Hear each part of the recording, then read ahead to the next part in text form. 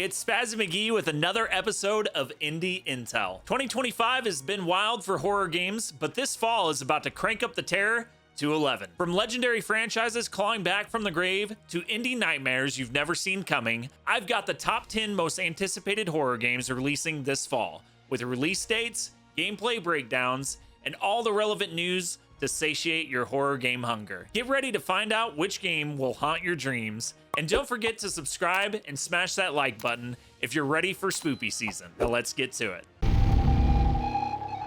Kicking things off is Dying Light: The Beast. Kyle Crane is back, but he's not the same. Now he's a hybrid after brutal experiments, and survival means mastering monstrous powers. Picture the parkour chaos of Dying Light mixed with Prototype's transformations and Dead Island's brutal combat. Add in off-road vehicles and 4-player co-op, and you've got a recipe for mayhem. If you crave fast-paced action and evolving threats, this one's for you. With those monsters.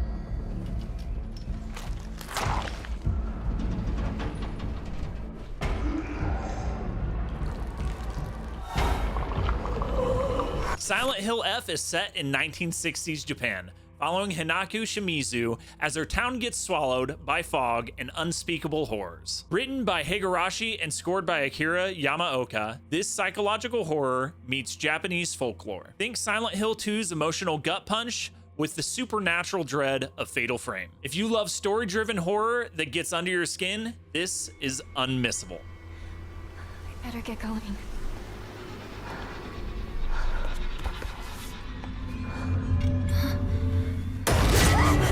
Macabre is co-op horror turned up to 100. Up to 4 players enter unstable rifts where the AI adapts to your every move. No 2 runs are ever the same. You can work together or betray your friends for loot. Imagine Hunt Showdown's tension with Alien Isolation's unpredictable AI and a dash of Phasmophobia's teamwork. Trust is optional, yet fear is guaranteed. Way to go next. Boy, look at that. Bro, they got pirates?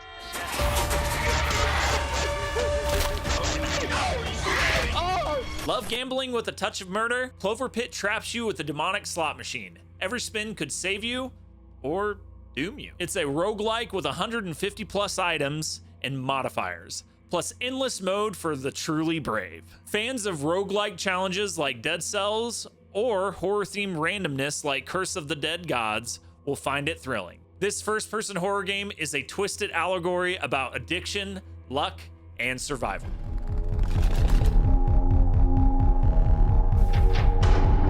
House of Necrosis is a retro turn-based RPG set in a cursed mansion. Each run reshuffles the house, and you'll need to manage health, sanity, and limited resources. It's like classic Resident Evil meets Darkest Dungeon. If you love slow burn tension and strategic decision making, this is your jam.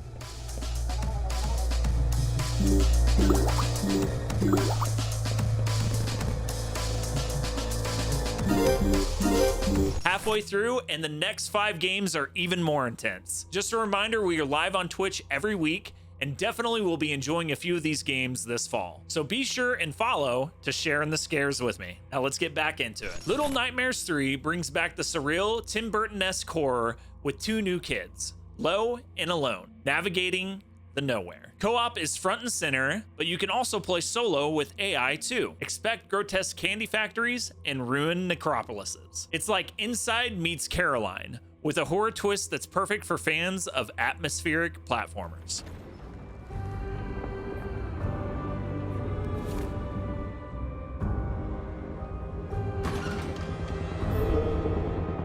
Tormented Souls 2 takes Carolina Walker to Chile to battle a sinister cult. Classic survival horror is back. Fixed cameras, tough puzzles, and resource scarcity. But now you can warp reality and manipulate time.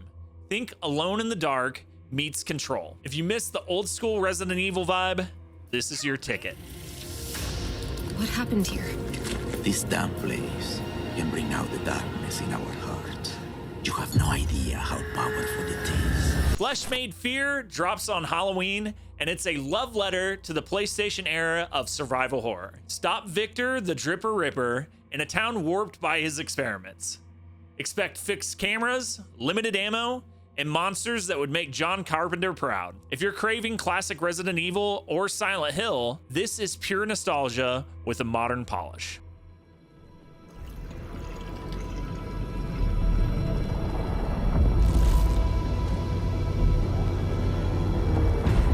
I Hate This Place is an isometric survival horror with crafting and a bold comic book aesthetic. Set in Rutherford Ranch, monsters stalk by sound and reality bends around you. Daytime is for preparation and scavenging, and night brings relentless pursuit. Strategy, noise manipulation, and traps are key. Fans of Don't Starve, who also love horror comics, will appreciate its unique style and dark humor. You called out to him, Eleanor, and he listened. That carries a weight.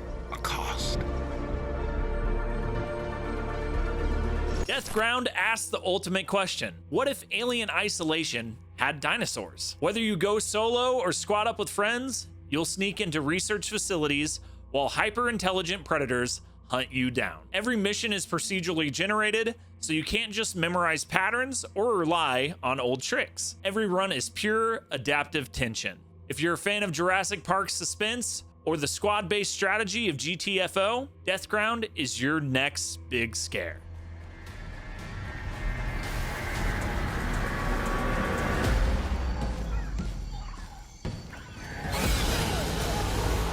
And there you have it. 10 games that'll keep you up at night this fall. Whether you're into psychological mindbenders like Silent Hill F, co-op chaos in Macabre, or retro throwbacks like Flesh Made Fear, there's a nightmare here for every kind of horror fan. Which one has you the most hyped? Drop your pick in the comments. I'm honestly torn between Silent Hill F and Little Nightmares 3. Also, don't forget, if you want more deep dives into the scariest upcoming indies, make sure you're subscribed with notifications on. Thanks for watching another episode of Indie Intel. And remember, maybe check behind you before you leave. See you in the next one.